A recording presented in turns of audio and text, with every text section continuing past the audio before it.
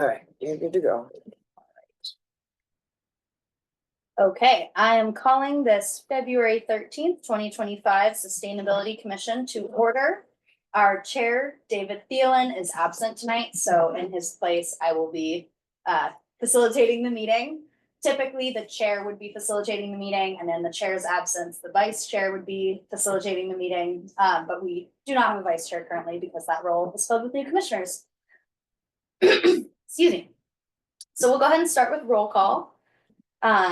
Christy Santa Domingo. Here. Perfect. Mizan Rashid. Yeah. David Thielen has an excused absence. Brooke Hansen. Here. Nick Garson. Here. Steve Christensen. Here. Tim Hauser. Here. And Brian Lee, our Sammamish Youth Board representative. And he is absent tonight as well. All right, moving on to our land acknowledgement statement. Our land acknowledgement is a statement we read to recognize Indigenous peoples who are the original stewards of the lands on which we now live, work, and recreate. The city is a proud partner of the Snoqualmie tribe, and the commission feels it is important to recognize the history and connection tribes have always had to these lands. Therefore, I will now read our statement. We acknowledge that we are on the Indigenous land of Coast Salish peoples who have reserved treaty rights to this land, specifically the Snoqualmie Indian tribe. We thank the caretakers of this land who have lived and continue to live here since time immemorial. And now I will move to approve the agenda. Any comments on the agenda tonight? Great. We'll call the agenda approved by common consent. And also moving on to the approval of the minutes from the January meeting. Any comments on the minutes that were provided in the agenda packet? Okay. We'll call those meeting minutes approved by common consent. And we are now moving on to public comment. This is an opportunity for Sammamish community members to address the commission. There's a time limit of 3 minutes per person. It looks like we do have 2 folks online. Do you want me to promote first? We'll start with, and one in the room as well. So we'll start with Jan online. Okay, I'm gonna promote Jan.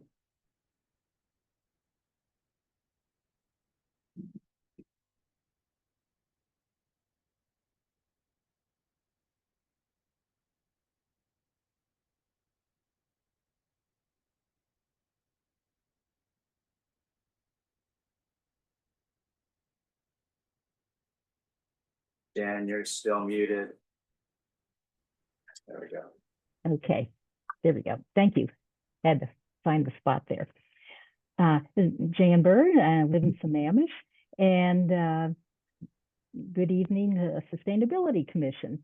Although I haven't read the whole thing, I've been able to skim through the right-of-way tree study and recommendations report, and I was quite impressed with the thoroughness of it.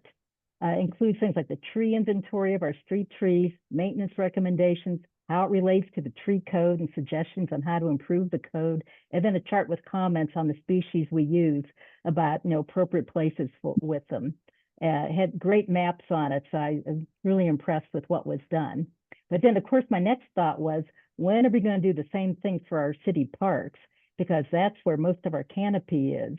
And of course, a lot of people probably realize that we lost 300 trees in our city parks, 50 alone just in Pine Lake Park. So we lost a lot of canopy in the park system. And if we can't hire an urban forester, which I think we really need to do in the future, at the very least, in 2026, and this is what I've told City Council on Tuesday, I think we need to begin to do a similar tree study with recommendations for our parks. And I think this the street tree study is a great foundation for then doing something similar for the parks. And by the way, I do want to do a shout out to Rose and the Sustainability Commission. You guys are doing a fantastic job. And I realize it's really going to be a heavy lift to try to balance both sustainability and the urban forest plan, because each one in itself is quite a bit of work. But another reason why I think we need to do some work with the parks sooner rather than later is in our parks, we have a majority of our native trees, and they do a much better job of providing ecosystem functions than a non-native or an ornamental street tree. Doug Tallamy talks about studies he and his colleagues have done and determined to raise 1 brood of chickadees, they need 7,000 caterpillars. And their studies have also shown native birds will go blocks out of their way, bypassing other trees to find the native trees that have the caterpillars they need to feed their young. This is because native trees, plants, and shrubs have all evolved together with native insects to provide food and habitat that birds and other creatures need.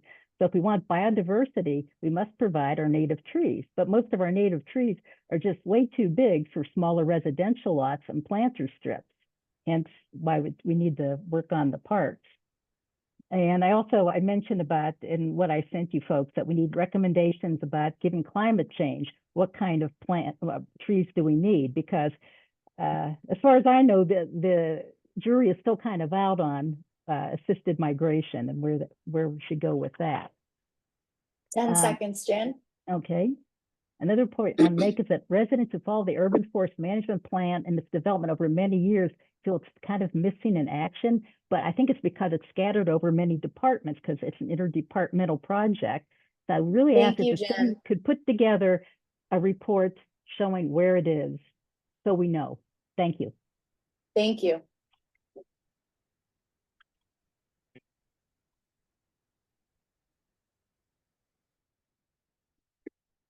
So promoting Mary Wichter.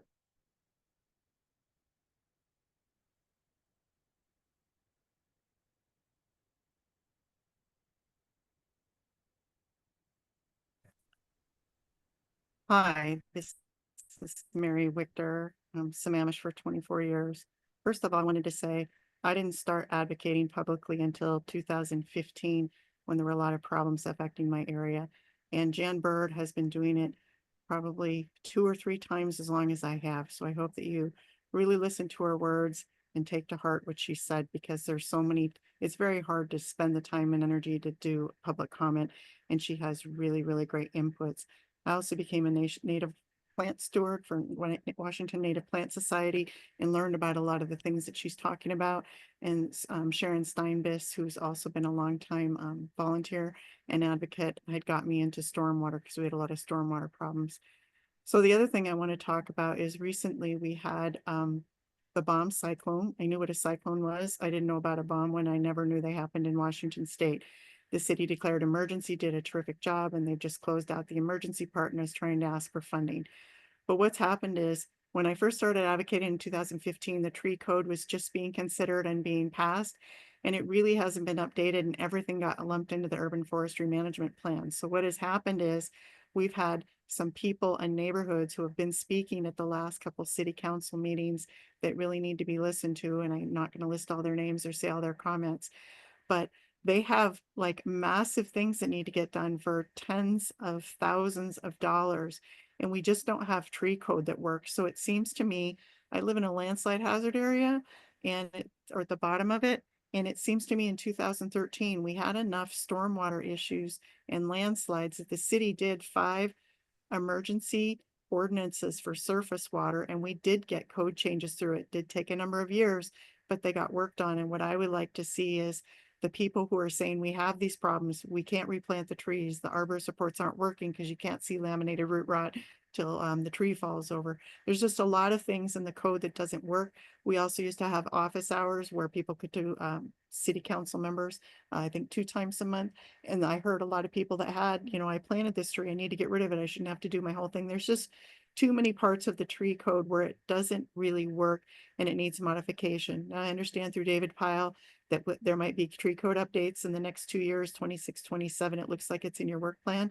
But because of this emergency situation and people having to spend so much money, tens of thousands of dollars, I think we need to have some sort of emergency where we can say, let's hold off on actually using the direct tree code and let's do some real forest lab work to find out what is the best thing to do in each situation and then learn from that. And from that, then you can make code changes in addition to using citizen advisory groups. So thank you for the time today. Thank you, Mary. All right, and then we have Barbara in the room. Alrighty, I worked on the very first comprehensive plan when we had to go all the way into Seattle. So it's nice to come to a close facility.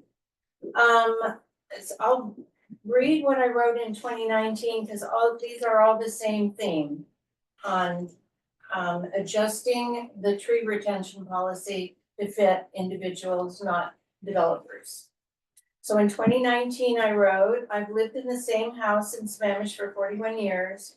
We have a seasonal stream on our property known as George Davis Creek. About 20 years ago, the county determined without any study that this was a fish-bearing stream.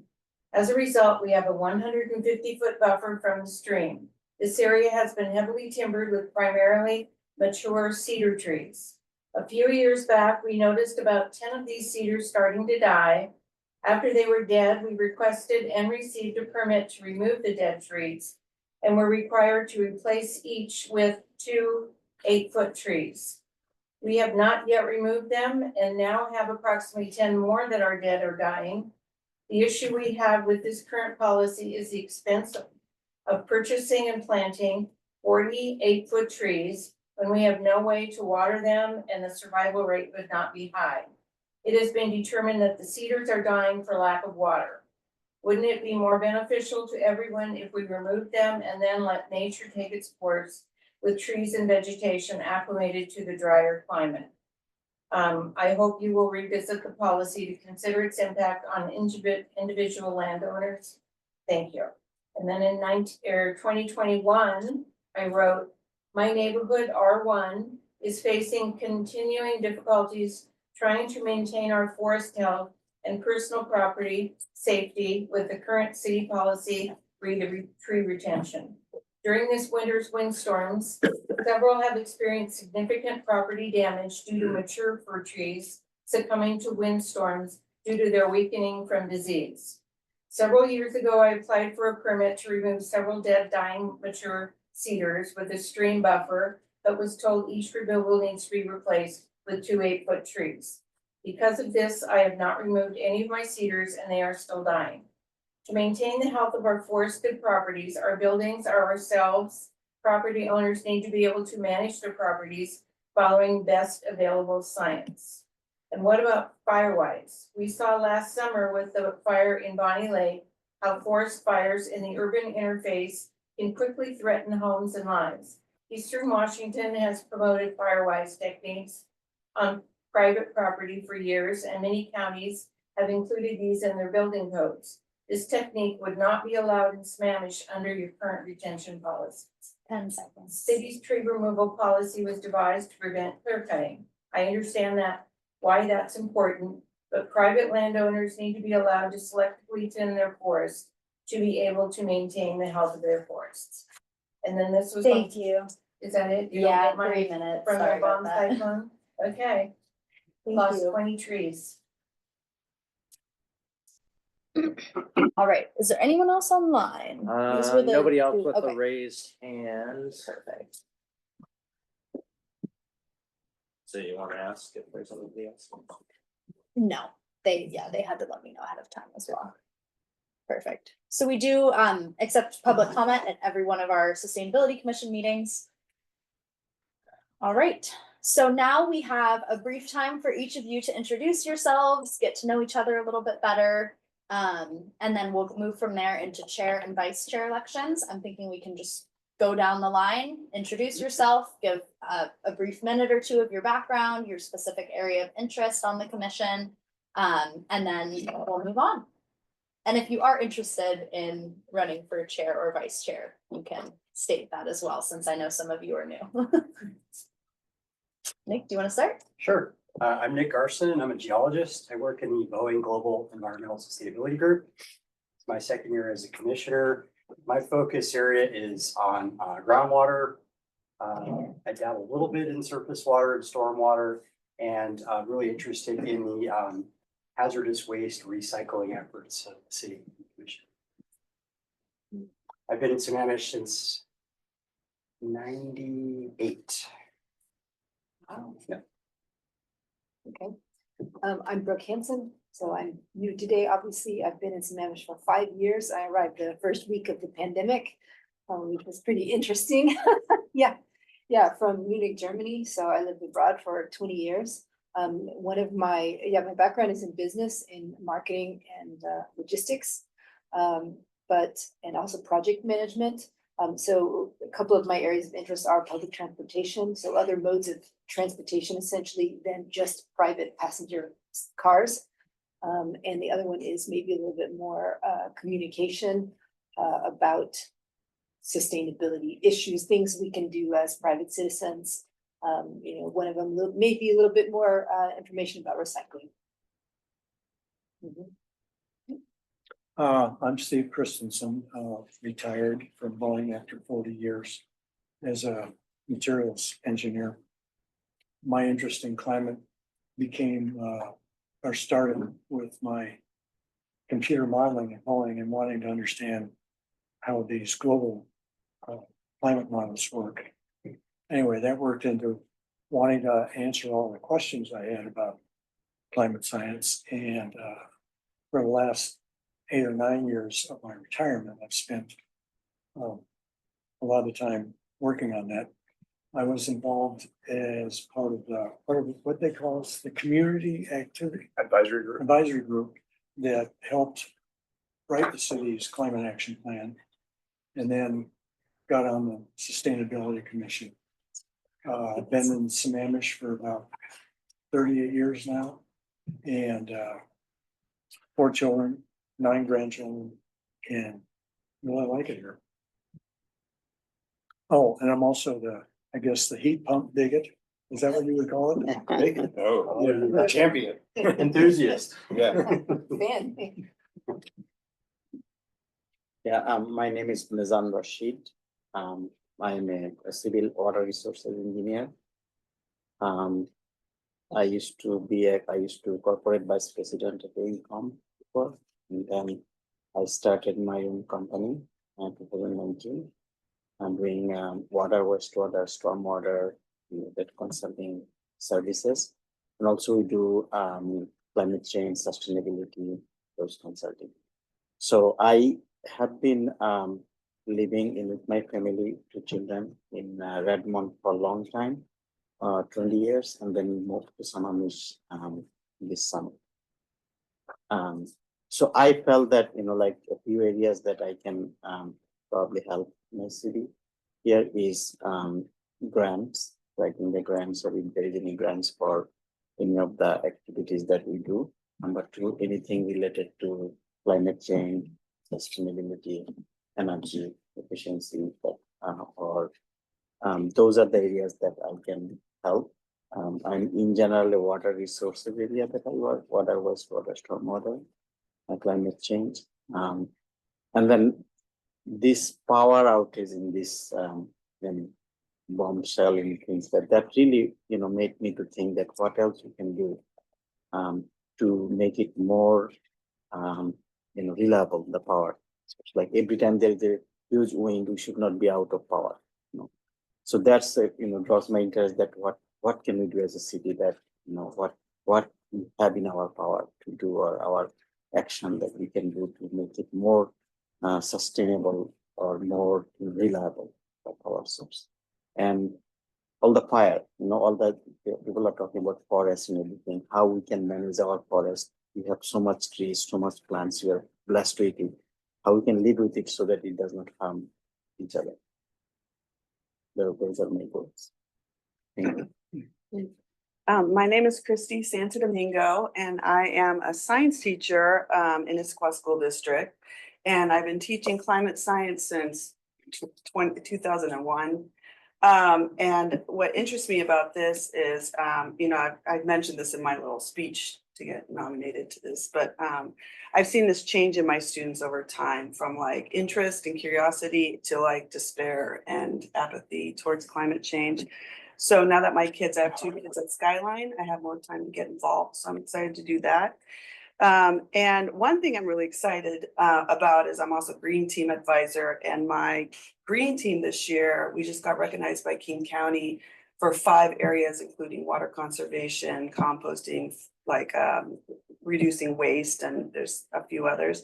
So I'm really excited for community outreach. That's my favorite thing, involving families, kids, community outreach. I feel like it's everybody's work, and you can build community at the same time.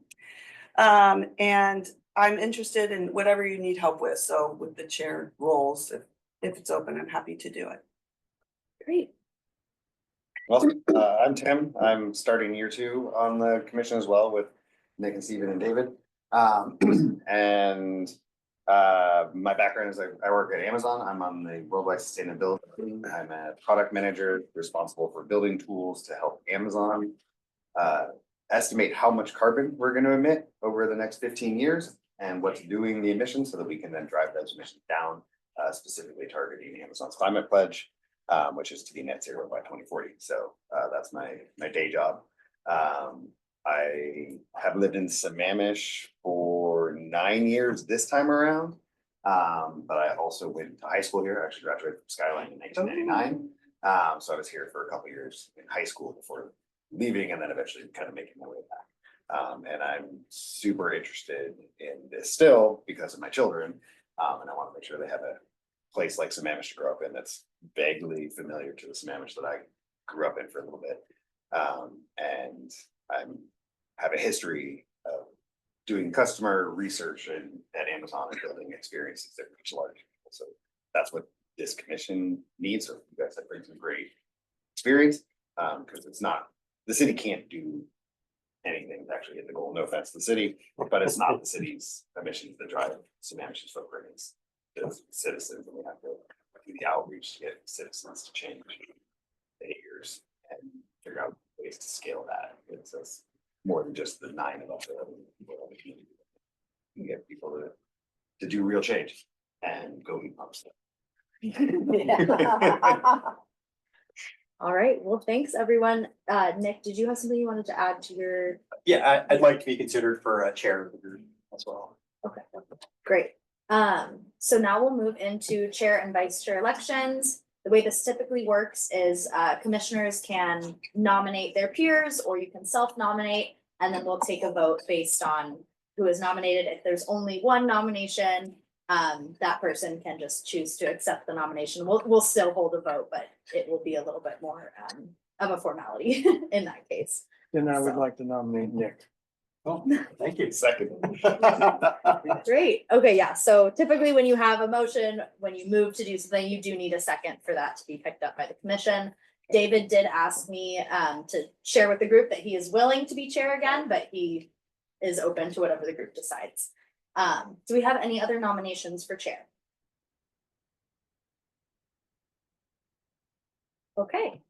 So now what would typically happen is someone would move to vote on the chair position and then you would all take a vote. So we do need someone to move to vote and then someone to second that as well. Go ahead. I'll move to vote. I'll second Nick. it. Great. Okay. So all those in favor of Nick Garson as the Sustainability Commission Chair, please raise your hand. I vote for myself. Yes. Yes, you can. Wonderful. All right. Well, Nick, you are our Thanks, new everybody. Sustainability Commission Chair. And now we'll move into nominations for Vice Chair. I'm happy to nominate whoever the person is since he's been here for a year or more. David? Okay. Do we have a second? Second. Second? Okay. Great. Any other nominations for Vice Chair? Hearing none, we do need someone to move to vote. I'll move to vote for David Price Chair. Perfect. And then a second. I'll second it. Perfect. Yeah. All right. All those in favor of David Thielen as Vice Chair, please raise your hands. Wonderful. All right. David is Vice Chair of the Commission. Nick, did you want to take over tonight's agenda? I know we didn't have a chance to meet in advance. Typically, I'll work with the chair to kind of talk through each Sure, of the agenda let's do it. items, Yeah. but feel free. Yeah. So Okay, and so then going forward, just so I understand, the way you and David worked was, yeah. would you have a meeting prior to our monthly meeting to kind of develop the agenda? Yes, so typically we'll have the agenda set from the work plan and from, any topics that are brought up by the commission as a whole. Typically that pre-commission meeting is just to talk through the timing of each of the items and answer Sure. any questions logistically that you might have so that you feel prepared going into the meeting. Okay, and how often did David actually present or represent the commission to the city council? In our first year, we did not have him come in front of the council. It was more staff communications with council. But I do think there will be more opportunity this year with the bike and pedestrian plan, some of the potential tree code updates, as well as some of our other shared programming. So reporting out and giving the commission's feedback to the council. Okay, great. I look forward to representing the commission. Great. Okay, yes, let's go through the agenda. So we've completed elections. Looks like the next item is the comprehensive plan sustainability elements. And do we have someone presenting tonight? Is that David? Yes. All right. If I could, just real quick, I want to jump in. I just want to remind the commission, those of you who were here, that this presentation came out of a conversation that we had at the December meeting, I believe, where we were talking about how key the comprehensive plan is to, a comprehensive plan is something that we have to do. It guides growth for a city for 20 years, right? But it is the policy cradle, basically, of the city, right? So there's a lot in here that is really informs the work that you all are doing and going to do, as well as the overall kind of sustainability goals that we have as a city beyond those sort of two real specific metrics that we've talked about over and over again. So with that, I really thank you, David, for being here and giving up another night. Absolutely. So just right out the gate here, a couple of things about me. I'm a heat pump advocate also. Recently converted my home after the work we did on the climate action plan. It opened my eyes to the benefits of heat pumps, and we were retiring a furnace and we went with heat pump system. So really, learn from that. So there's a lot of things we could do individually to really sort of make good choices and turn the corner. I'm also very passionate about this topic of the comprehensive plan. So I can tend to get a little in the weeds, and I've lived it since 2019 as we pulled together the comp plan and worked really closely with the community. So I'm going to try to keep moving. Feel free to tap me on the shoulder and remind me to keep going, because I can tend to get into the details. So David, I'm a bottom line up front sort of guy, and so the objective of your presentation tonight is to. Yep. Okay. So what I'm trying to do here is to highlight how all the different elements of the comprehensive plan ultimately dabble in sustainability. That one of the biggest things we can do as a community is to try to grow in a way that creates a compact footprint. Okay. We also have it's a perennial question of, does transit come first or does density come first? When we're going through things like updating our town center plan, we see lots of comments about, well, we don't have transit to support this. Well, we also hear from our transit providers that they're not going to provide transit until we have density to make their ridership work. So there's that sort of, excuse my language, chicken egg concept, right? Of like, well, which one comes first? So we're grappling with that. And you'll see as we go through this presentation that we're really trying to find ways to move our future growth into centers where we can predictably plan for growth and plan for additional density. Additionally, we've also heard from the community that there are certain components in the city that we really hold dear. We don't really want to see change that much. Many of our existing neighborhoods, we don't want to see continued growth in neighborhoods. I mean, it's always going to be there. There's a certain inherent right to develop land. However, we're really trying to drive that growth to an area that makes sense. So hopefully that helps highlight sort of where we're going. So what is the comprehensive plan? I think Rachel did a great job describing it as sort of the catch-all of city policy and city planning. It's a 20-year guiding document that really tries to show how the city is going to grow and change into the future. It's also a compliance document. So a lot of what you're seeing here is in response to requirements by state law, regional requirements, county requirements. Then in addition to that, there's a lot of community feedback, and we're able to tailor it to fit our community. So starting out, the document really is driven by a vision statement. And your city council did quite a bit of work building background in order to understand community interests, not just by those that showed up to city council meetings, but by reaching out to schools, doing statistically valid surveys, really trying to solicit feedback from the broader community. It's great to hear from, the saying holds true, the world is run by those that show up. However, we do also want to hear from those that are maybe too busy raising their kids to show up to a council meeting that night. So we feel like we heard from a lot of people, a lot of different perspectives, and those were all pulled together by our team and by the council, and resulted in a vision statement that you see here, and was wordsmithed on a few occasions at the dais by the council, and I feel does a good job trying to paint a picture of what we want to be as a community. I think this is really important just in terms of the compliance side of a comprehensive plan. It all starts with state law. It's the Growth Management Act.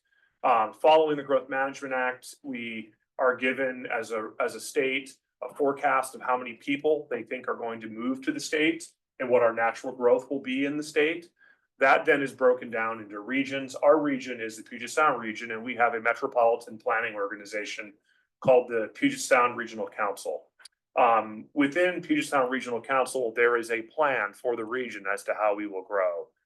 This is currently called Vision 2050. So usually the first step that happens is the state sets the forecast for growth. They pass it down to the regions. The region then identifies how we're going to handle that growth, and they write their planning document, their comprehensive plan, if you will, called Vision 2050. That then gets passed down to the county level, where the county then writes its planning document called the countywide planning policies, which then passes it down to the local jurisdiction level, the cities, in which case we are then writing our comprehensive plan. Can I ask you a question about that? In our presentation materials, I noticed that population of Sammamish actually decreased recently. Do we think that was a blip due to COVID, people leaving the area, or does the comprehensive plan sort of account for perhaps some highs and lows in population growth? I think it's probably more COVID related than Yeah. anything. So, because I don't think that, Since I've been here, it's been a steady. I think that will increase. change. Yeah. So is that OFM numbers? Yeah. It was a relatively, but it It wasn't a big decrease. Yeah, but it was a little bit of one, but I do expect that'll change.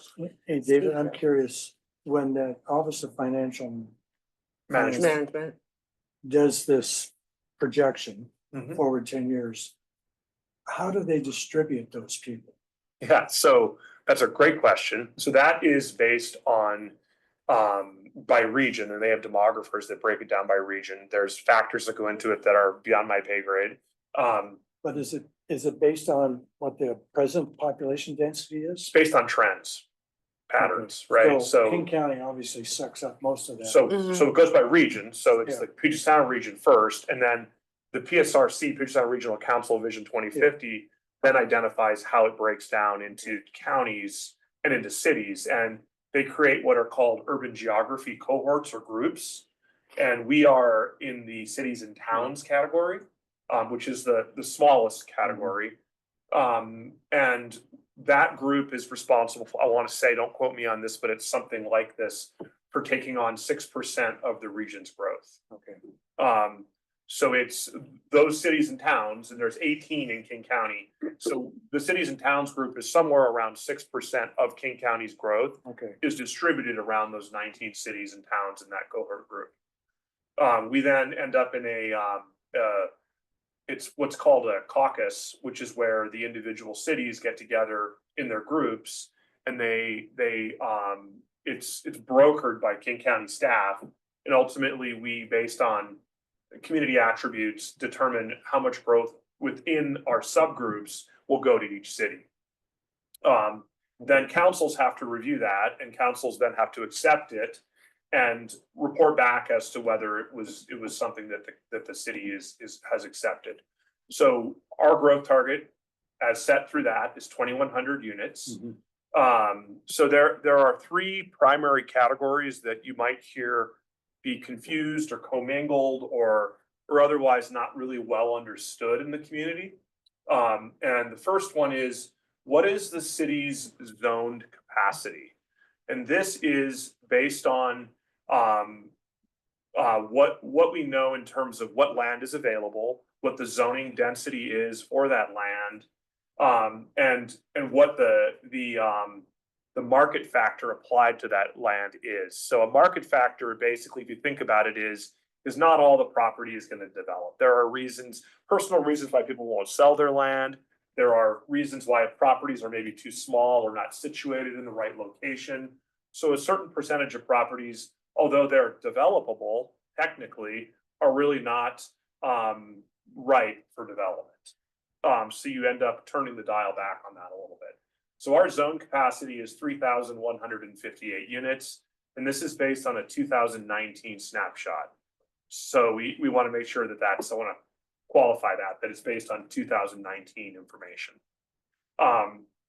The growth target we just discussed, and that is the result of the caucus discussions. And the growth target is ultimately something that is, although it is the city's, it also is enshrined in the King County countywide planning policies, and the city cannot just whimsically change it. It is something that there's quite a bit of work. It's a years-long process, plural, to change a growth target. So once we have that target established, that is something that we work off of with our comprehensive plan, and it serves as the baseline for us to plan for services and infrastructure. Good. Yeah, David, is it unit is a single family home? Yeah, that was my question. One unit might be an apartment. It could be a single family home. It could be a townhouse unit. It is a residential unit. Okay. Okay. Yep.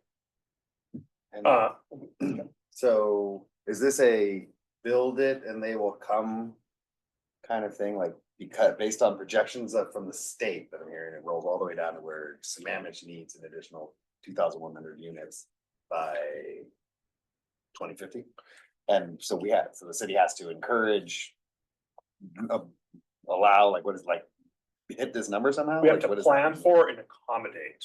So that's what's meant by target, It's meant by the growth target is neither a ceiling nor a floor. okay? It is simply a benchmark that we use to plan for the delivery of services and infrastructure.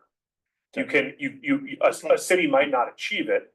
And if a city doesn't achieve it, then we end up in discussions with the state and the Puget Sound Regional Council and the county.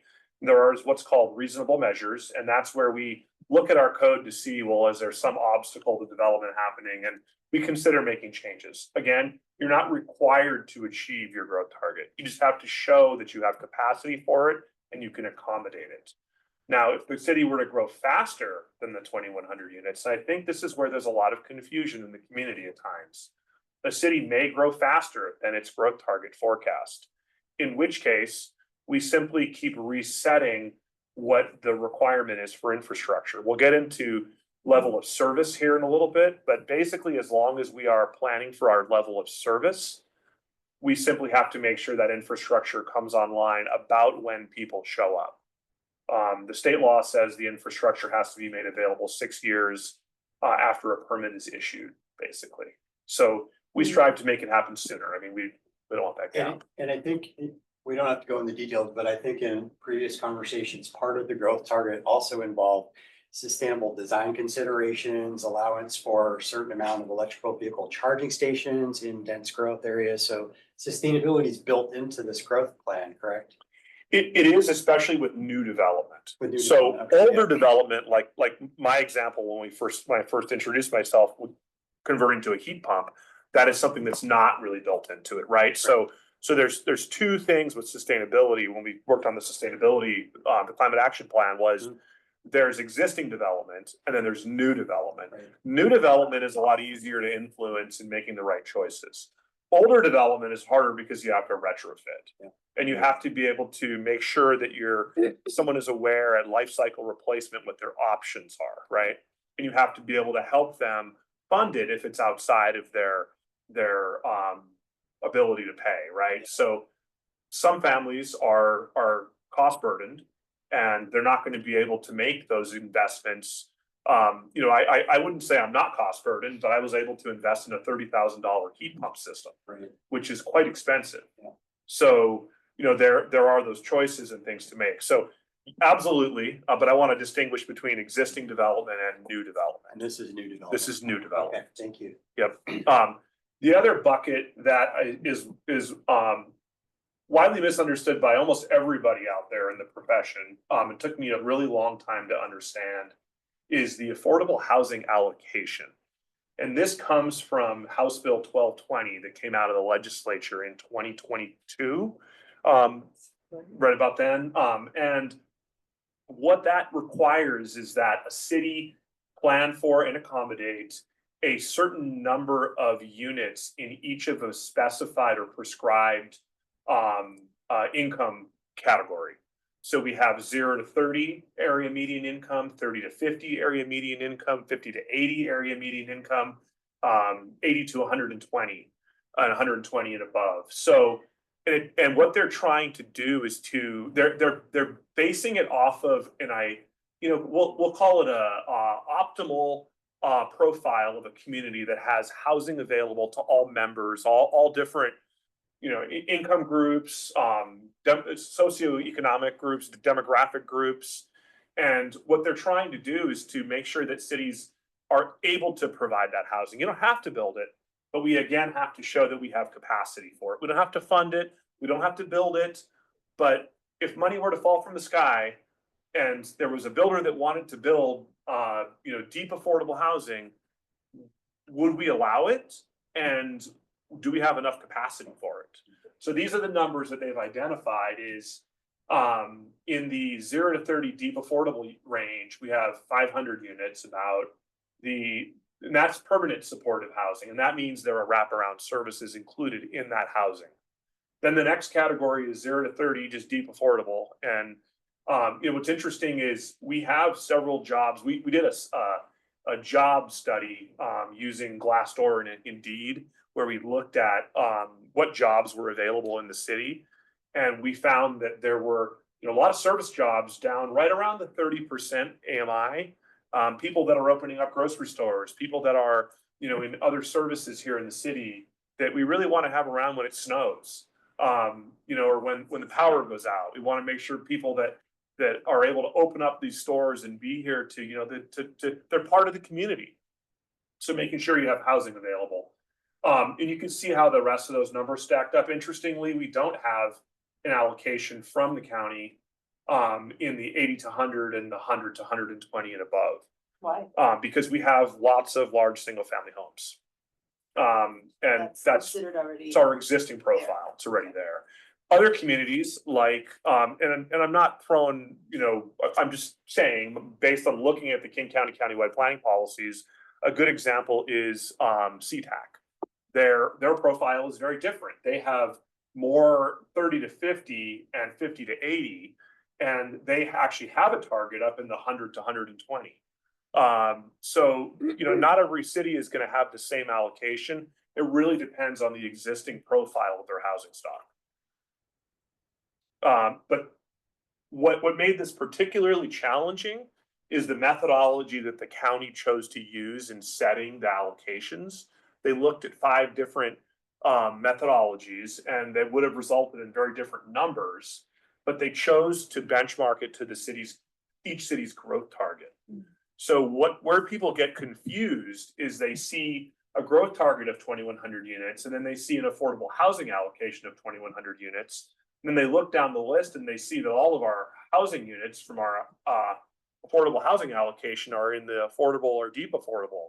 And they think, well, we're not allowed to build any market units. We have to stop market units, and we are only allowed to build affordable units. And that's just not the case at all. This is a completely different bucket than the growth target. It just so happens that the county chose to use the same number. And we had a lot of conversations about that it would cause confusion, and the county still chose to use it. So we're left with what the county chose because they're the ones that are given the authority to create that allocation. But you're not gonna get credit for that market rate house. Right? You won't. Okay. And in this case, it's not about getting credit for it. It's really about showing that you have the capacity for it. Right? That's the first step. The next step, and the state recognizes that it's partly on them to help provide the funding, that they can't look to each city to find the funding. I mean, I think they'd like to, but they recognize that that's not realistic. So your point of confusion further confused me. So if I add 2,100 and 2,100, that's 4,200 units. That doesn't equal No, you don't 31. add the two. Yeah, they just happen to live next to each other. Okay, all right. So what they wanted to see is that in our planning, that we were able to show that we could accommodate 2,100 units in those economic profiles. And what is mostly specific about that is that they do not consider a single family home or property zoned for single family homes only to be in those affordability categories. Okay. Anything less than 80% area median income, according to the state, really needs to be built in what's considered to be a mixed use type development, a mid-rise. So we have to show that we have capacity in our zoning for that many units, largely in mid-rise buildings. Okay, I understand. Yep, thank you. And so that's just because of the cost and the architecture type, right? Large single family homes are more expensive. They're not as efficient. Therefore, you can't build as many, and you can't scale it up. So you can see why I could tend to go down rabbit holes on these. There's a lot of information behind these. So one of the things to keep in mind is that a comprehensive plan has a life cycle. It used to be 8 years. The legislature changed the law. Now it's 10 years. We're thankful for that because it's quite expensive and complex. But note that we will have to start doing this again in 10 years. So although a growth target and a comp plan is a 20-year plan for the future, we have to start updating it again in 10 years.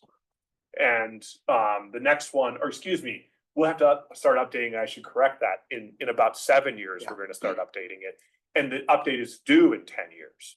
Thank you, I apologize for that. So the next plan is due in 2034. And that one will be all the way out to 2054. So what happens here, and one thing to keep in mind, is that we are able to adjust every 10 years based on things that have happened in the community. So it doesn't have to be so precise that you know what's going to happen 18 years from now, which is helpful to think about. You can see here, there's the process that we went through. Quite a few really big steps here. We're down at the bottom. The Puget Sound Regional Council is in the process of certification. They get a lot of plans all at once because everybody finishes them up at the end of the year and routes them to the PSRC for review. We anticipate ours will make it to the council in the Puget Sound Regional Council in about April. So it's queued up now. We've heard from their staff. They're working on it. They're moving plans through every month. So more on that here soon, I hope. One big theme with this update cycle was the legislature was really focused on housing, and they're still focused on They housing. still are, yeah. And we were given many mandates. We had to include step housing. We had to update rules for a wide range of temporary housing, homeless housing, emergency housing, trying to think of the other terms that are used. Generally speaking, we had a cluster of mandates that had to be met, and the city is required to allow things like homeless encampments. We are required to allow things like emergency housing in the city. So if somebody wanted to come in and build a temporary or emergency housing facility in the city, we would be required to allow it. Whereas in the past, some cities would fight those types of developments, and we are not able to fight these anymore. So those have been included in our policies and in our development regulations. Can I ask, middle housing, is that like a townhouse or Yeah. a wall? Okay. Yeah, middle housing is a complete new topic, HB 1110. And it was really the backbone of a lot of our comprehensive plan and a lot of our planning. Middle housing is that range of attached or different housing types that are not a single family home and are not a mid-rise. So it includes duplex, triplex, accessory dwelling units, stack flats, courtyard apartments, a whole range of building types, and we have to allow them in the neighborhoods. We I feel did a really good job trying to find a way to embrace them but also make sure we have the right protections in place. So you're gonna start to see some new forms of development popping up probably later this year. I don't expect that it will be a landslide. The big thing there is that in HB 1110, the legislature included an exclusion for recently subdivided properties. By that, I mean, since probably about 1975, that have community covenants and homeowners associations. So if your community covenant only allows single family, well, then you're not going to see middle housing come in. And my back of the napkin, again, did not scientifically do this. This is based on sort of just my visual observation, is that of the developable area in the city, so this does not include ravines, wetlands, streams, all those things. Of the developable area in the city, about 80% of that is locked up in homeowners associations with community covenants. So that doesn't leave a lot of land left in the city. The one area where it does leave most of that land is in the R1. And one of the things that we did in the R1 is we tried really hard to write regulations that favor cottage housing development. Because What's the R1?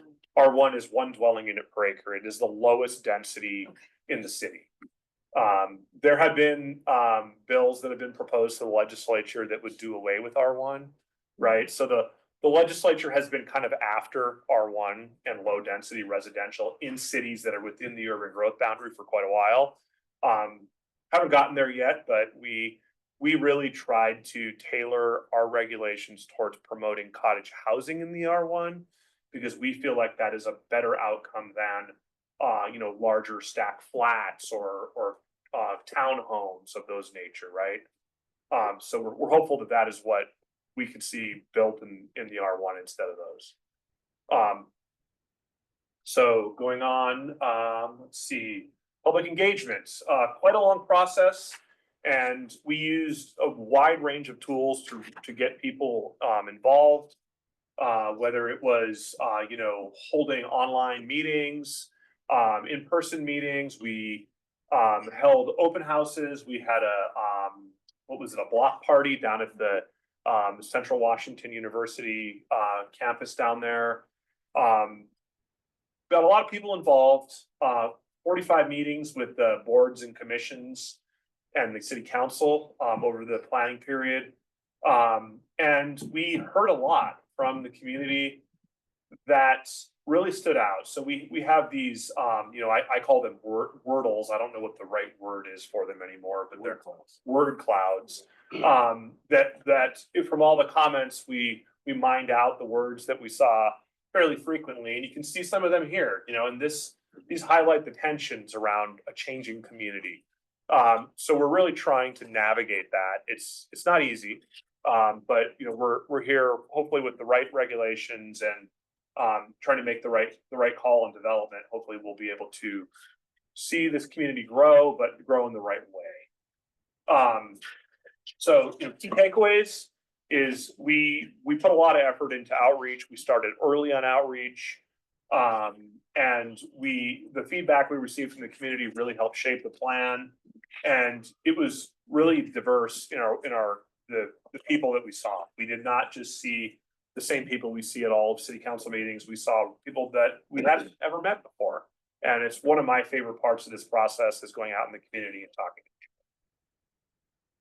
people. The next, and I think this one is the biggest area that crosses over into sustainability, is land use. So the city traditionally, in the comprehensive plans that it had put forward, had not taken the step to really think about how it wanted to grow in the future. There is a component to a comprehensive plan that is called a future land use map, and the future land use map really should be aspirational. It should be visionary. It should think about where you want to see your growth go in the future. And because the city is relatively young, 25 years, it's a logical progression that the first two rounds of our comprehensive plan didn't really have that big of a vision going forward. Instead, it was really focused on how are we becoming a city. So now we've taken the step of actually focusing on the future and looking at where we'll grow. There, Include land preservation also, growth, but maintaining it, open space or? well, that is part of the policy connection. Yes, this does not show where open space will happen in the future because that requires acquisition and we can't downzone someone's property and to acquire it. There's laws against that. It Sure. doesn't look too good. Yeah.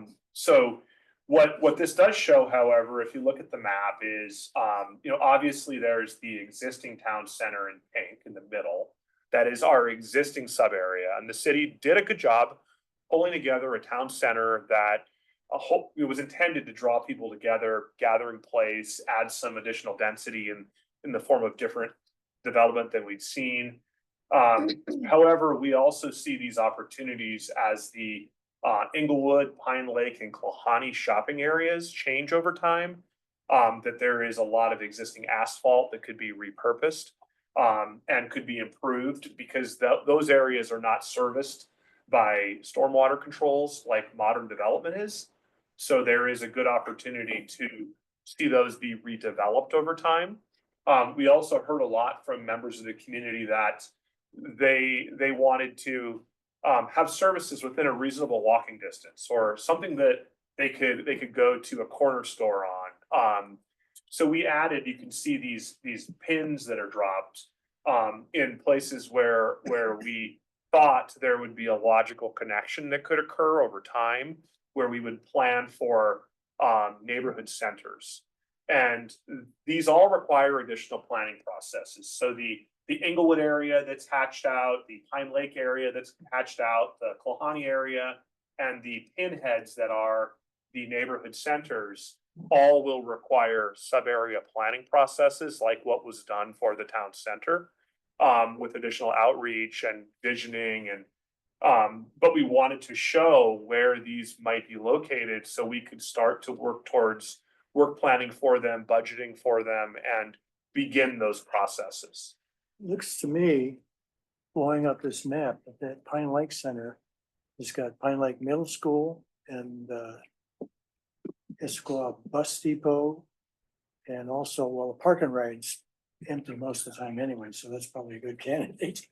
Yes, so one of the things, like building onto that, Yeah. with the Marymore station coming online and hopefully someday making it across I-90.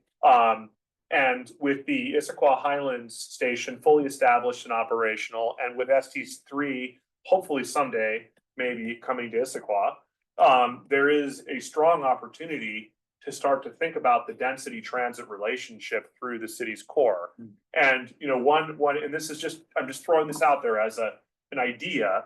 What if you were to have some form of a rapid ride bus system that went from Marymore to Issaquah Highlands or Marymore to downtown Issaquah, and there was a line A, line B, line C that you could see weave through? Maybe it goes down the Parkway for part of it, maybe it comes up Inglewood Hill Road, maybe it comes up Sahali, but that then goes through the core. And we have the concept of a centers and corridors plan, because we do note, and we are keenly aware that there is a challenge between Inglewood and Pine Lake at times of day with regard to having lots of schools and lots of people moving through that corridor. So we want to study the relationship through that corridor and understand how that all fits together. So in line with one of the things we can do strategically to start to drive growth towards a more compact footprint in a more sustainable fashion, repurposing existing asphalt. So we're not doing greenfield development, connecting the growth areas together so that they're primed for transit. Thinking about how people we can make communities more walkable, the neighborhood centers out in the neighborhoods. These are all things that are the underpinnings of sustainability, and things that we understand based on our outreach to people are that they're very interested in and are missing from the community currently. Now, these things take time. They take a lot of time and a lot of investment, and not everybody always likes them and is happy with them. So we have a lot of work to do, but we're not shying away from it, and we really feel we set a vision for the future of the city here. So going forward, you can see these are the different types of development that could occur in these different areas. So the neighborhood residential areas, these are single family homes and accessory dwelling units, as well as middle housing typologies like townhomes and stacked flats and those kind of things that we are required to allow under state law.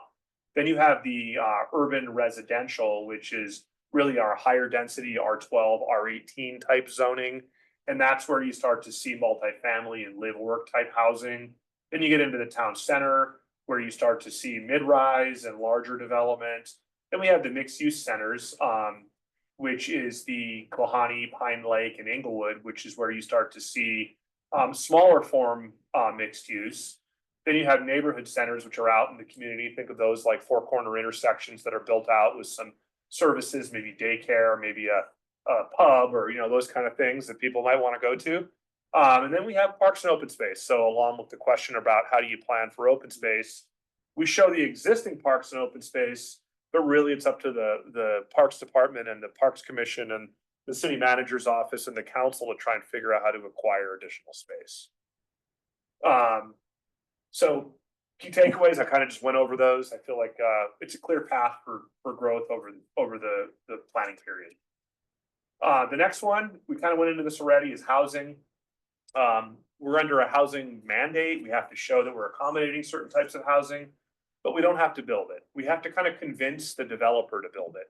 So one thing to keep in mind is that housing is built by for-profit developers. So we have to find ways to allow them to continue to make a profit, but while also getting what we want from them.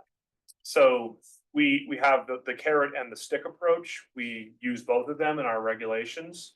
One thing we did do with this comprehensive plan is we added an inclusionary affordable housing requirement. So all new development going forward in the city requires an affordable housing component to it. Whether you're building one new home on an existing vacant lot, or you're subdividing and building many new homes, or whether you're building an apartment building, they all have an affordability requirement built into them. And we are beginning conversations around starting an affordable housing program in the city that we can use to partner with not-for-profits. We can try to get housing philanthropy funding, and we can work to try to bring in some housing here in the city that might meet some deeper affordable needs. Moving on, some of the key takeaways. Again, we're focusing our housing near, hopefully, planned transit services and services. We're going to see some infill of middle housing in the neighborhoods.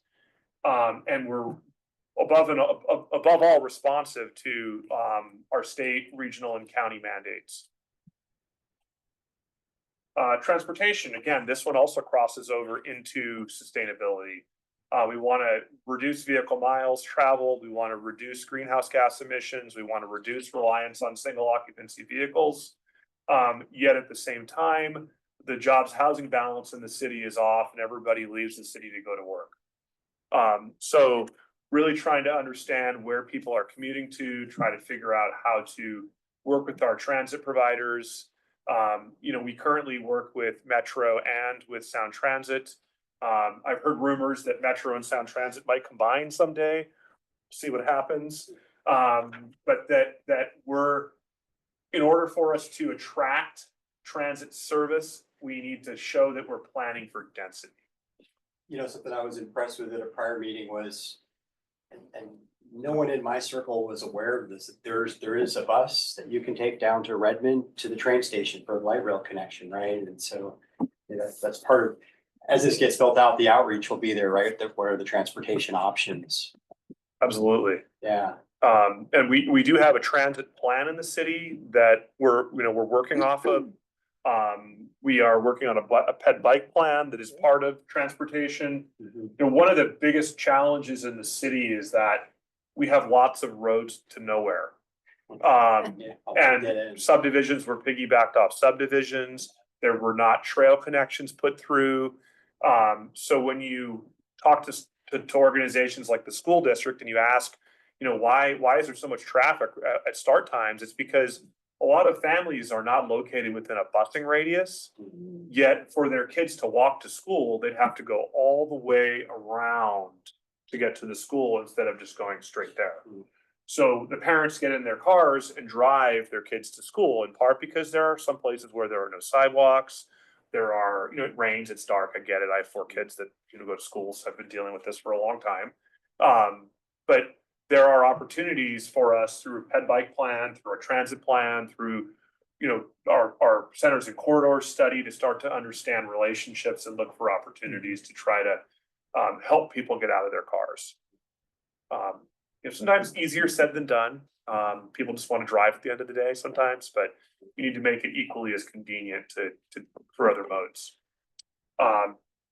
So again, this really intersects with sustainability work, and we have a plan for how we're going to grow and how we're going to try and interconnect things. We just have to continue to refine it and work on more of a granular level with implementing it.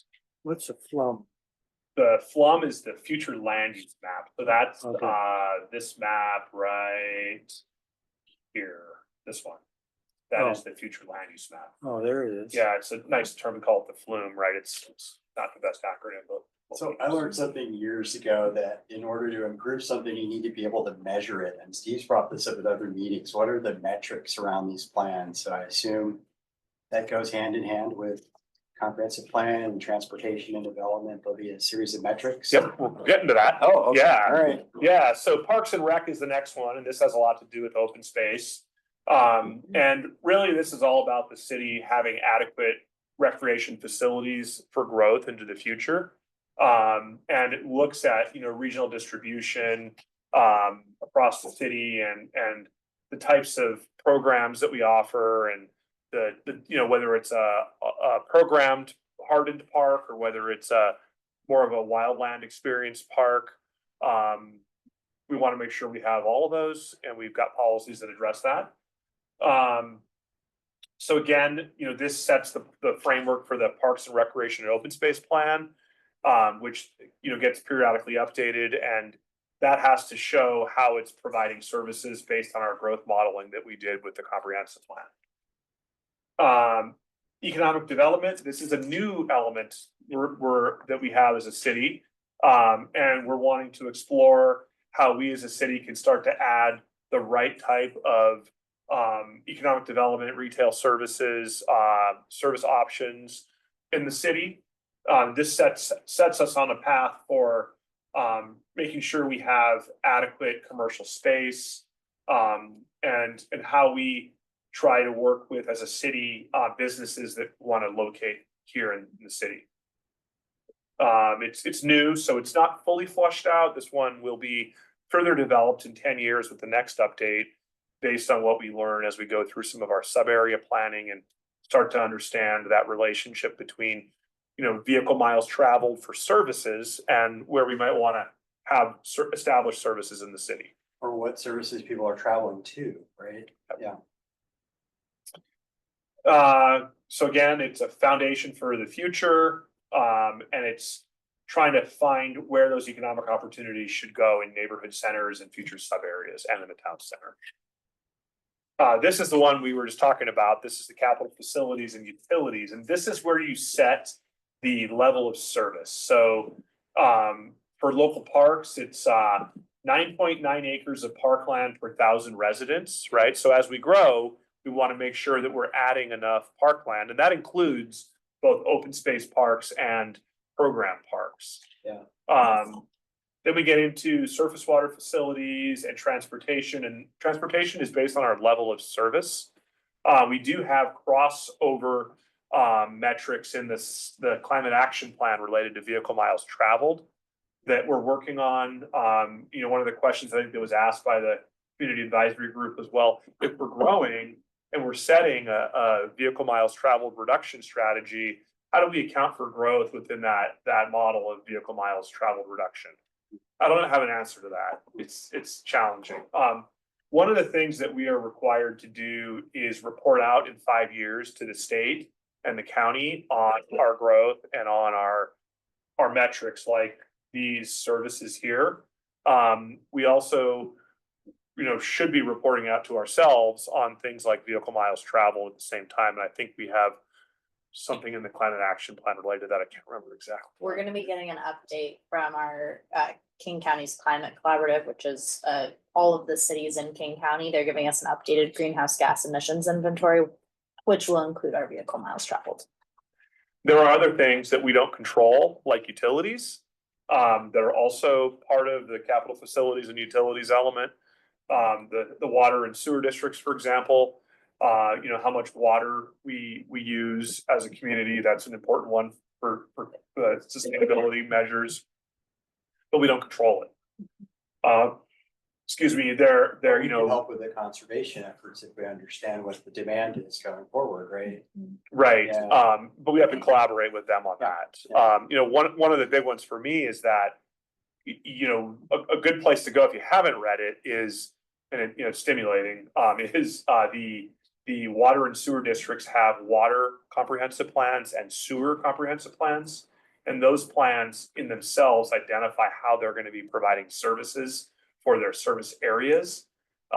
And one of the interesting things is they plan for a certain amount of water to be pumped from aquifers in the city. Most of our water comes from groundwater. However, we have what's called an intertie with the Cascade Water Alliance, which comes from lake taps. And they pump water all the way up from lake taps, and they supplement our water supply in peak periods. So when the water demand exceeds the static pump capacity from our aquifers, they pull water in from the intertie and blend it into our systems to supply that water to our domestic water customers. So understanding that there's an energy factor in pumping that water all the way from lake taps. Yeah, and it's further inhibited by, some of our groundwater is actually impacted by certain chemicals like PFAS from firefighting foam and other things, of which Plateau Water District is implementing a groundwater cleanup system. So it's not an exhaustible resource, right? We did just update our critical areas rules, which includes critical aquifer recharge areas. And we collaborated quite closely with the water and sewer districts related to protection of our aquifers, related to surface land uses. Right. So that's something that we do as well. Yeah, great. So moving on, the key takeaway is that we have a growth target of 2,100 units and residential units, and that is our benchmark for delivery of services. And that's where we start as we plan over the 20-year period for how we're going to be providing services in the community based on these levels of service. So as we move and we study and track the delivery of housing, and as we advance on that initial benchmark target, we identify additional projects that might need to be brought online for infrastructure, whether it's additional open space and parkland, additional transportation infrastructure. The water and sewer districts and the school districts also benchmark their services against our growth targets and their other cities, because Sammamish Plateau Water and Sewer also provides services in Issaquah. Lake Washington School District provides services in Issaquah, in Kirkland and Redmond. The Issaquah School District provides services in Issaquah, Sammamish, Bellevue, and Newcastle. So when we're planning for services, it's quite complex, but we do work closely with all of these organizations. So question for Rose, not all these projects are identified in our climate action plan. Can we take credit for some of this if the implementation helps with a particular goal that's in the cap? When you say take credit, what do you? Well, okay, so you remember at the end of last year, we identified what our priorities were for this year. And let's say that some of the improvements that David's mentioned here might fit in one of those categories where there's transportation, water conservation, wherever. But we don't have like specific projects that are tied to the climate action plan. But it seems like there's a good alignment maybe with other work other departments are doing that meshes in with what this commission's trying to implement. Yeah, I would say, so I do have kind of a master tracker for our climate action plan actions. And then we do have, for example, the community van plays into transportation. While you all don't necessarily have an exact role in community van, we do get that information from Metro so that we have, the ridership numbers, and then that is included in the climate action plan. So I would say there is overlap. So short answer, yes, but it is a little bit complicated depending on the different stakeholders. So it sounds like when you and Rachel are reporting to the city council on progress we're making, you're tied into all the other city departments. And so you're Yes. tracking other projects that can help with the sustainability and climate action goals. Exactly, yeah, and that is part of the reason the sustainability coordinator position lives in the city manager's office rather than within parks or within community development, because I do work with each of our different departments. So I worked with our facilities team on our fleet electrification study. We recently worked with the public works team on the right-of-way tree study. And then we're also working with public works on some of our waste reduction events, like the recycling events as Yeah, well. that makes sense. Yeah. And we do have direction from the city council to continue to infuse sustainability into all of our planning efforts, right? Yes. So there is a conscious connection between all of these things. It's not always easy, but you know, we have a lot of different objectives that we're trying to pull together. I think the one takeaway from a comprehensive plan, if you have one, is that a comprehensive plan is inherently conflicted, and you have to read the entire comprehensive plan and triangulate between all of the policies to understand what exactly it's trying to achieve. Yeah, You cannot cherry pick policies to your favor yeah. and say, oh, this is what the city wants to do, because there is a counterweight policy, I guarantee you, on another side that has a different objective that might make it hard to achieve if you were to just cherry pick it and isolate a certain policy. And trees are a great example of that. And I found on environmental remediation projects that I manage, sustainability isn't necessarily an add-on cost. Sometimes it actually saves you money in implementation of projects if you think through the objectives carefully. Absolutely. Yeah. I think the future land use map and trying to move to a more compact footprint is exactly that, because historically spreading out utilities and how many miles of pipe do you build? How many miles of asphalt do you maintain? That all is a huge cost. And if you're able to build more compact, walkable centers where, you know, maybe people have cars, but they don't always have to use them. And everything is, you know, built much more closely. It's a lot easier to build, not as disruptive and easier to maintain. But not everybody in the community agrees with that as a vision. So that is something to keep in mind, is that there are, you know, people who like the way they remember Sammamish. And I'm not trying to discount that, right? They really want it to be that sort of rural setting. You know, one of the interesting things is that when people come to council meetings or give public comment, they always say how long they've lived here. And, you know, it kind of gives you a frame of mind about what they might remember the city as. I try not to put too much weight on how long somebody's lived here, because I think everybody has an equal voice in our future. But it's interesting to try to understand their frame from where they come from. So climate change and resiliency, yeah, I think you all know quite a bit about this one. The climate action plan was really instrumental and the backbone of this work. And you know, as through our transition over a few years, it was difficult to start up, but once we got started up, I think it was kind of a fun project, and really kind of revealing on some of the things we need to focus on to try and change. So what's the map? I can't read the legend. No matter how hard. Yeah, I try. can't either. I tried. Yeah.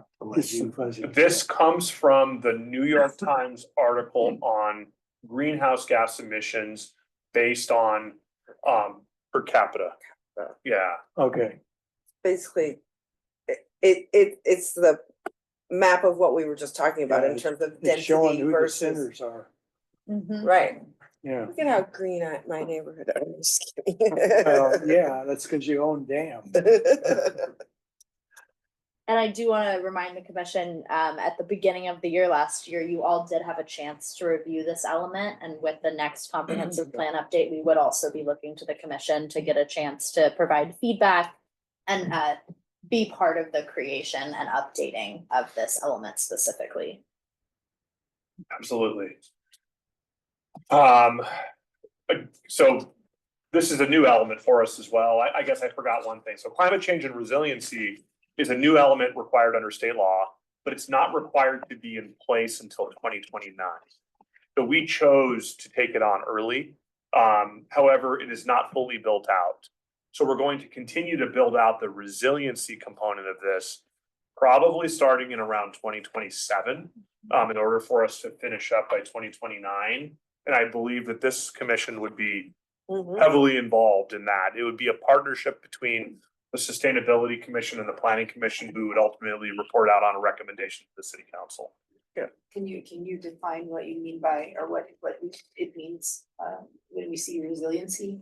Yeah, so resiliency has a lot to do with some of the comments you heard about trees tonight. Has a lot to do with the intensity of storms, so stormwater. Has a lot to do with firewise, thinking about droughts. Has a lot to do with things like heat islands and overheating, large heat waves that might come through what we do as a community. It has a lot to do with changes to habitat that are coming with changes to vegetation composition. So it's how we deal with the effects of climate change, basically, Okay, right? And how are we prepared? Yes. So, okay. And it is pretty well defined for us in state law already. There are things we must do. So that's helpful, but we can tailor it as a community to our liking. So that's the end of the presentation, and the question of where do we go from here? So just a reminder that it's a guiding policy. I consider it as a touchstone in everything that we do. I've worked with city council years ago, the Shoreline City Council, that actually had their council goals that were enshrined in the comprehensive plan. They had them laminated as a card on their the dais. And every time they'd make a motion or deliberate on something, they would refer to that laminated card about how it was furthering the comprehensive plan. And I think it really helps center their conversations. So that's a reminder that it's an important document that should always be considered in decision making. It can tend to sort of get drowned out in the surface as a background. It's kind of can get put into the background. We want to remember to pull it to the surface and remember that it's there. It also helps us understand what needs to be reported for compliance under state law. There are things we have to do. And it provides that vision for the future. In addition to this, there are things that we start to take on. All of the sub plans, like the Parks and Recreation Open Space Plan, like the Climate Action Plan, like the Urban Forest Management Plan, like the Transportation Master Plan, all these things that we have that are subordinate to the comprehensive plan and kind of buttress it and support it, we update periodically. So we are going to be taking on an updating and right sizing of the Urban Forest Management Plan. We're going to be updating the Transportation Master Plan. We're going to be thinking about some other ones we're taking on here in the near future. There's other ones. there's others, yeah. And these all have to be taken on strategically, and they have to be funded because they take a lot of staff time. Sometimes a consultant is required if it's a technically complex topic. And that really is our work plan for the next 8 years until we really dig into the next comp plan update cycle.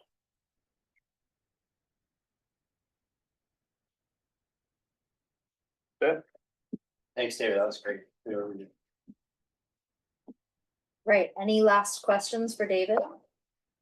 I have a question. I saw on Ask Sammamish, somebody was posting about a 4,000 unit, 10-story possibility.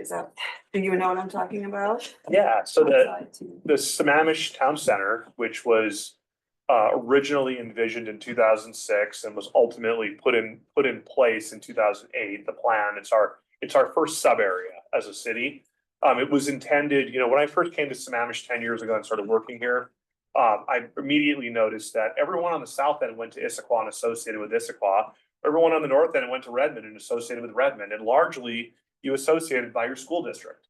And that the south half, my immediate thought was, well, the south half should have gone to Issaquah and should have become part of Issaquah, and the north half should have gone to Redmond and become part of Redmond. And you know, what is up with this fractured community? And it became more aware that the planning staff back in 2006 and 2007, you know, we were a pretty young city, wanted to try and solve that problem. And they put together the town center plan. And that was also a promise that they would sort of slow the development in the neighborhoods and focus on this more compact footprint. You know, and the original town center concept was about 4,000 units and 12-story buildings.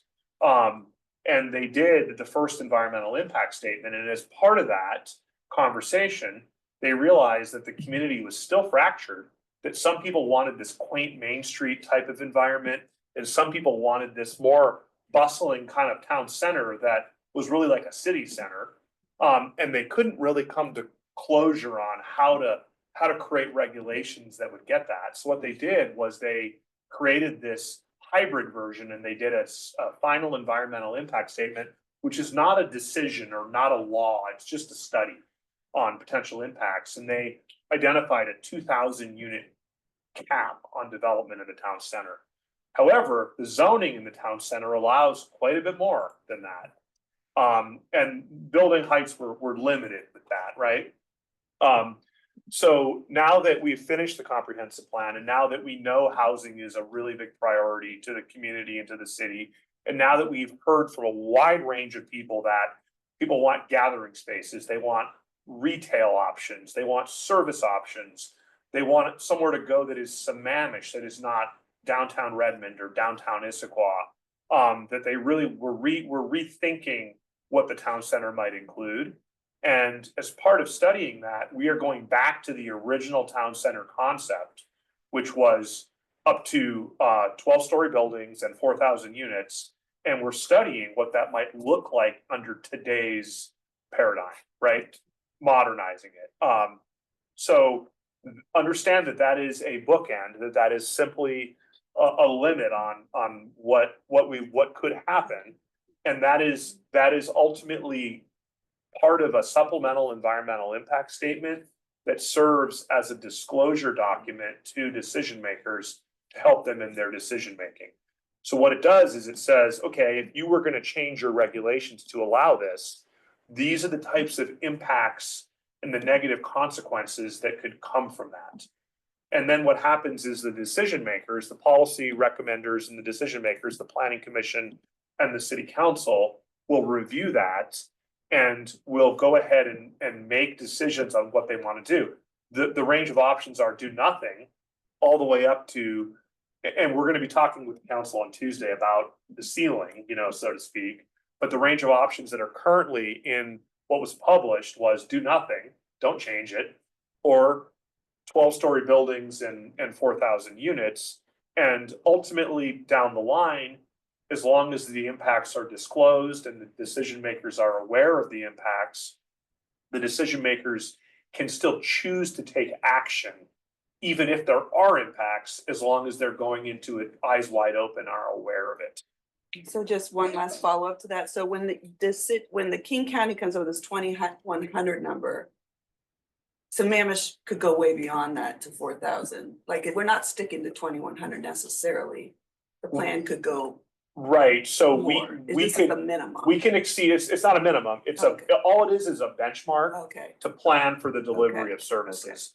Even if the town center capacity was raised from 2,000 Mhm. to 4,000, increasing it by 2,000 units. So if you read the sign out front, an increase of 4,000 units, that's not true. We are simply saying we would increase it by 2,000 units from the 2,000 that are currently in the plan, got it. right? Mhm. It's a difference. And what would happen is, you know, we'd study that and it would take probably 20 years for that to build out, maybe more. You know, you've seen how long it's taken. It's been almost 20 years, and how many units do we have now? A few hundred? Right, so So, you think about that, you know, a 2,100 unit benchmark to start for 20 years, but we're gonna reset it in 10 years, Got it. really is not that unrealistic. There are some voices in the community that want it to be lower. There are some voices in the community that want it to be much higher. It represents a compromise as a starting place, but it does not necessarily dictate how much will or will not be built in the city. Thank you. It's an important topic, yeah, so appreciate the question. Watch the meeting on the 18th if you want to see how that conversation I goes. will. I'll try. Or show up in person. Or show up in person.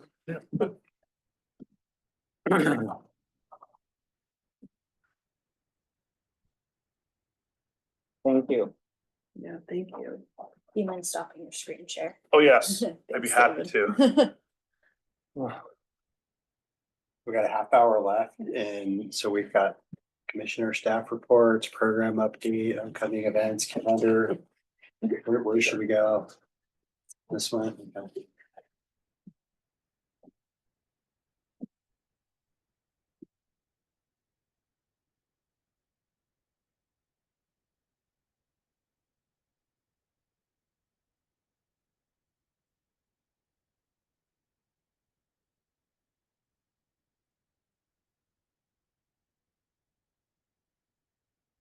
All right. So I'm gonna give a quick update on some of the sustainability programs that we have going on. This is both a look backwards into 2024 and a look forwards into 2025. I did present this to council on Tuesday this past week, so I wanted the commission to get the same information that council is receiving. First, just a reminder about our work plan for 2025 and 26. We are looking at a number of different work plan items, all taken from different parts of the climate action plan.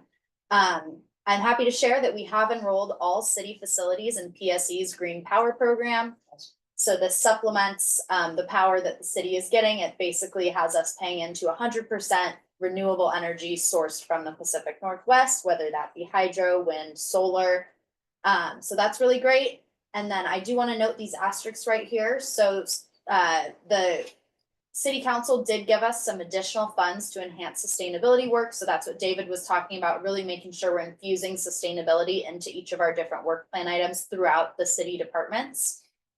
And then E9 is looking specifically at the Sustainability Commission Outreach Pilot Program. So this is developing the PowerPoint that we've talked about, having you all come to farmers markets, talk with the community, and also do quarterly presentations to HOA groups, library, Rotary, etc.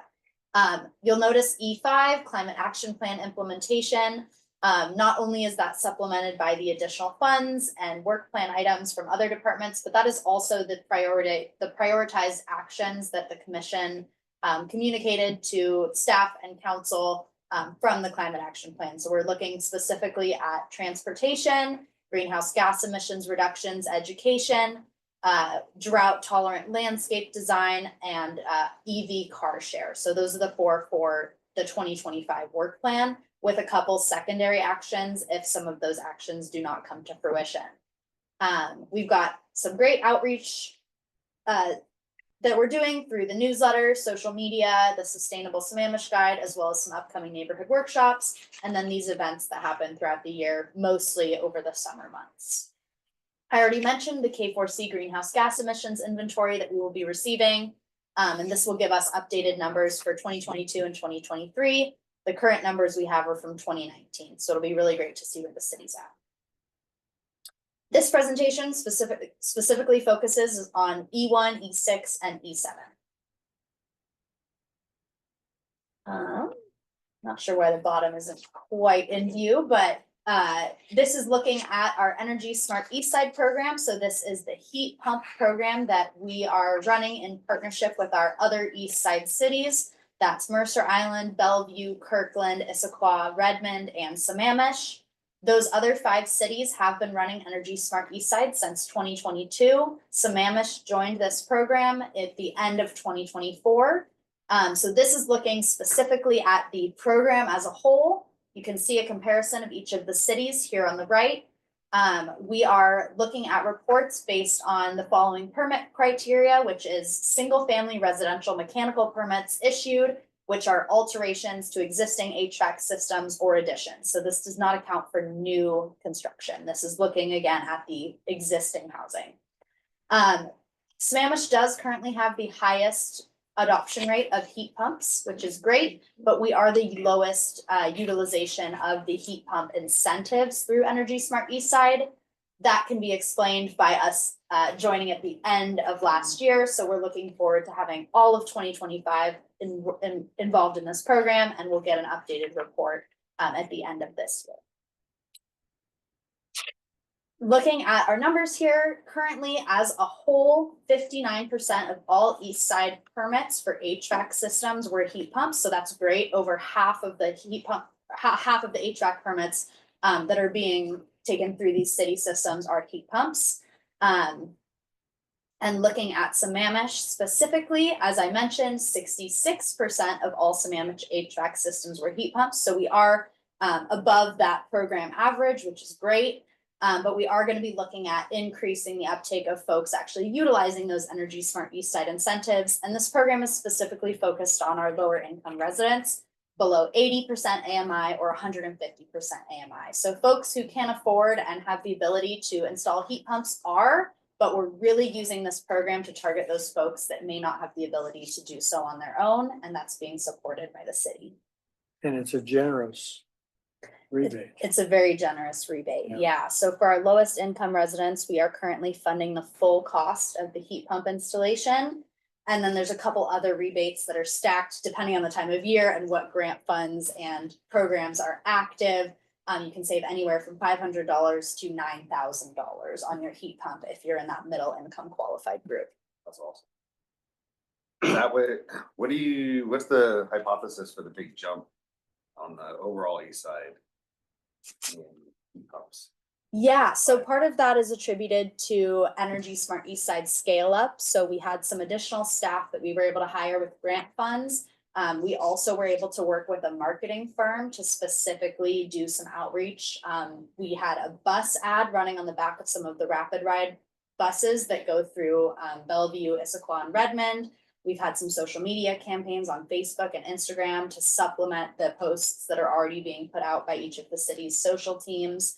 And really did some really targeted outreach as we scale up this program. So we had a 200% increase in the amount of folks that were utilizing these Energy Smart Eastside. Were the incentives. HVAC contractors part of those discussions as well? So like if someone need their the furnace goes out, are they educated to the point where they're telling their customers, well, here are your options, and heat pumps one of them? Yes, Okay. not all contractors, but Energy Smart Eastside does work with, I believe, 4, possibly 5 individual contractors that if someone is utilizing an Energy Smart Eastside incentive, they are being contracted by one of those contractors that are utilizing these grant funds and connecting with these residents. Okay, great. Yeah, so mostly. And then conversely, Sammamish is on a decline. Marginal year over year. But Marginal, huge- yeah. Huge And jump and then drop in. But that huge 2022. jump was related to the heat dome event. So that's like people installing air conditioners and these. Remember how hot it was that summer? Yeah, I know. Yeah, right. Uh, So that's what that was. Early adopters. Yeah, so one thing So- to note with heat pumps is they do provide air conditioning as well as heating. So when you have those really hot summer events, a lot of folks will opt for heat pump technology rather than just adding air conditioning. So we're really trying to maintain and increase that 66% number. Speaking of which, here are our program-wide goals. These were established by each of the staff members and the Energy Smart Eastside Program Manager team based out of Bellevue. The program as a whole has a goal of 65% being heat pumps for all HVAC permits. As a reminder, the 2024 number was 59%. So that's on average across all of the cities. Looking at scaling up this program even further. Sammamish, if we are able to maintain our current adoption rates at 66%, we will exceed that goal, which is great, but we are also hoping to continue that increase through 2026 and get that from 66 up to 70% or even higher. That ties into all of your great work as commissioners in changing hearts and minds and doing some of this really targeted outreach, supplemented by the work that is already being done by program staff. So that specifically in Sammamish looks like 82 moderate income installs through 2025 and 2026 and 21 low income installs. This is supported by city funds as well as 2 grants. The top grant is a state grant and the bottom grant is a federal grant. I do also want to plug again for that March 26th heat pump workshop here at City Hall. Please tell your HOA groups, go ahead and share our social media posts if you're not already following our social media channels on Facebook and Instagram. And we also do post on Nextdoor. We would really love for the city's voice to be amplified by all of you. It's one thing for folks to see it from the city, but it's something else if they're seeing it from you, their friends and neighbors, reposting something saying, hey, I'll see you there. You know, I really enjoy my heat pump. Steve, I know you have one that you recently installed that you would be I able to got my speak. Puget Sound bill yesterday. Yeah, The heat pump is 3x more efficient on an energy basis than the previous gas furnace. that's wonderful. It's kicking butt.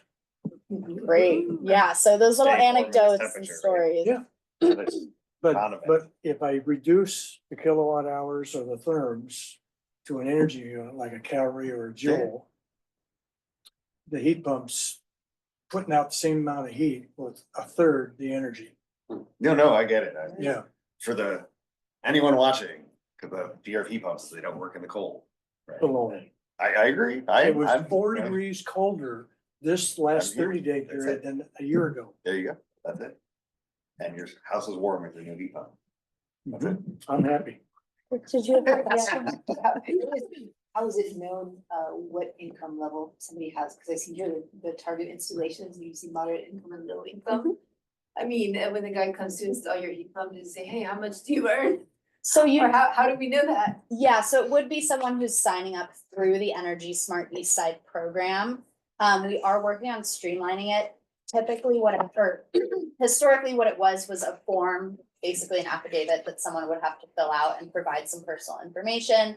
If you're getting funds from the city and from these grants, you do have to provide proof of income and some of these requirements. Show your need.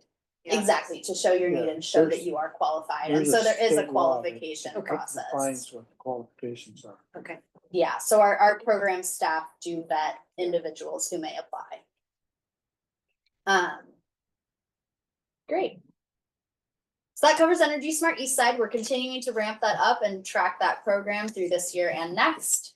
Something else that's happening, and this is an internal program, is our green purchasing guide. So this is a document that I developed over the last year, and we are now working on implementation with each of our departments. Essentially, this is a document that each department purchaser uses to make sure when they're purchasing materials for events, public outreach, giveaways, etc., that they are making the most sustainable choice possible, with obviously fiscal sustainability in mind as well. So not purchasing items that are exorbitantly more expensive or have really big supply chain delays, but are making choices with sustainability at the front of mind. So this is really exciting. We're going to be launching this month, and then tracking throughout the year. I can tell you how embarrassing it is to host a sustainability related event where you serve plastic utensils. Yeah, plastic yeah. cups and things that can't be composted. Yeah.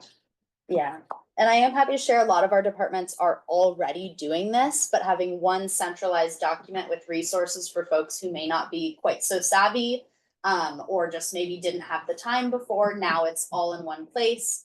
And we're able to actually track and take credit for some of the purchases that are already being made. So our Easter egg event this most recent year used compostable eggs rather than plastic eggs, for example, and that wasn't something that we had really been tracking or giving kudos to those departments for before. I think this is great and I love it.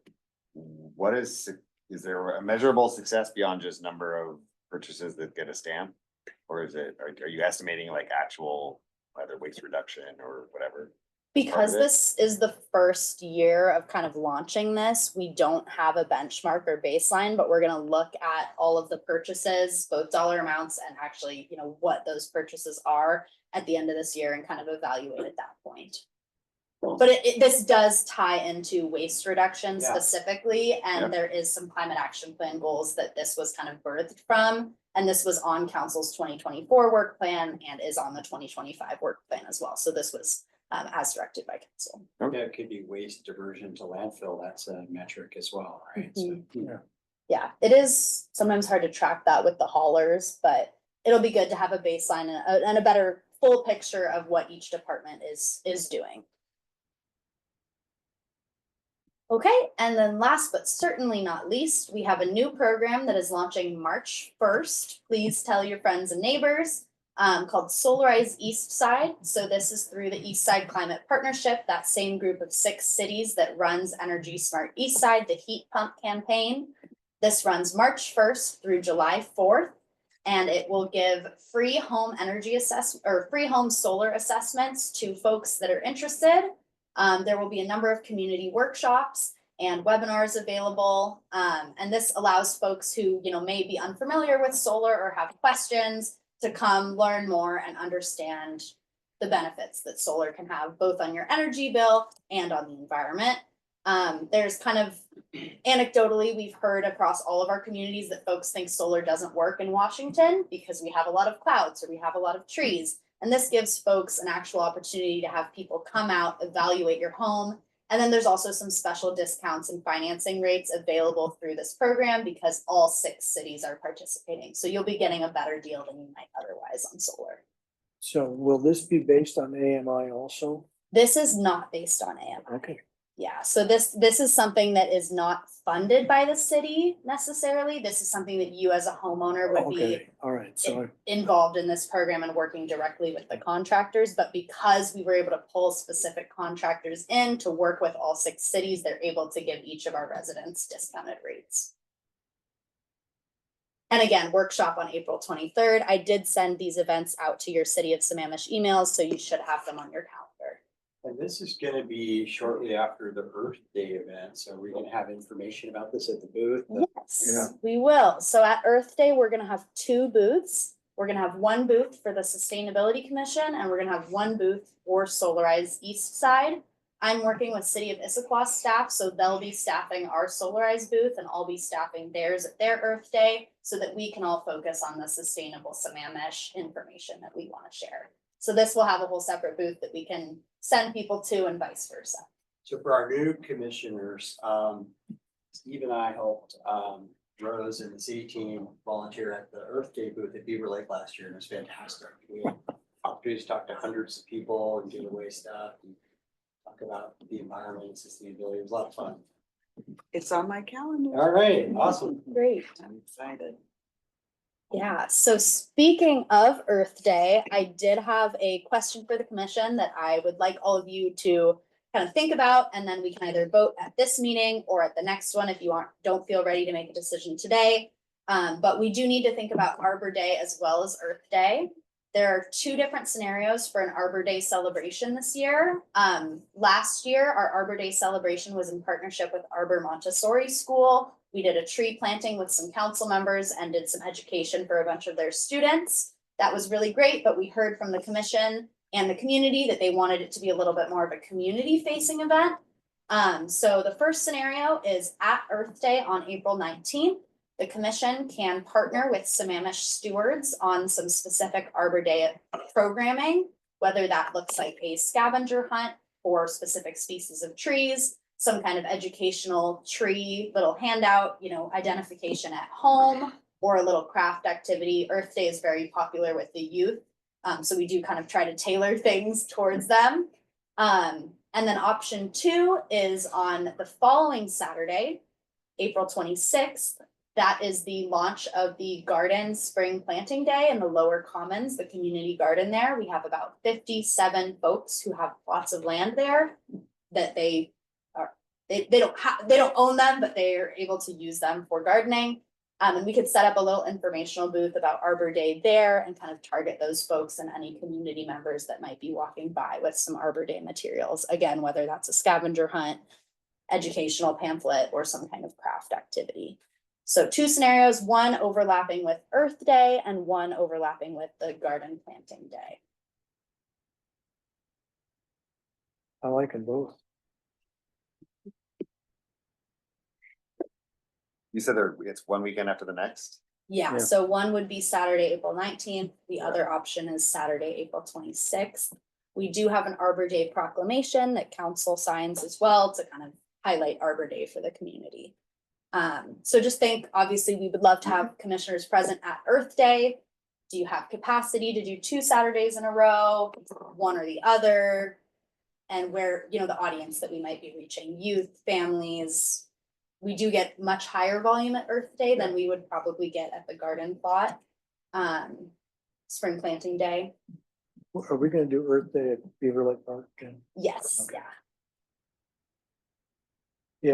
yeah, there were a couple thousand people there. That's cool. That was a big group. That's cool. So it looks to me that if we have bandwidth to do only one, maybe we go for the Earth Day. And if we have doing 2, those data are pretty fixed, 1 week. Those would be the 2 options that we're looking at, yeah. Both of those events are already scheduled. We would just be adding an Arbor Day aspect onto either. Okay. Well, I would suggest that Earth Day is gonna get you more exposure. Yeah, But I don't disagree with Steve's comment, like, why not both? Is it just our resourcing? it's also my resourcing That's as well. gonna say 2 Saturdays. Right, so Yeah. where I go. Yeah. Okay. There's only one of me, so. On Earth Day. This is, so I'm looking to you all for your recommendation here. We don't need to take like a formal vote, but I would like to know the majority, you know, what. Well, it's- my thinking is if it's Arbor Day and you have it the same day, the people are getting to their gardens, I don't know how that includes everybody else who doesn't have a garden.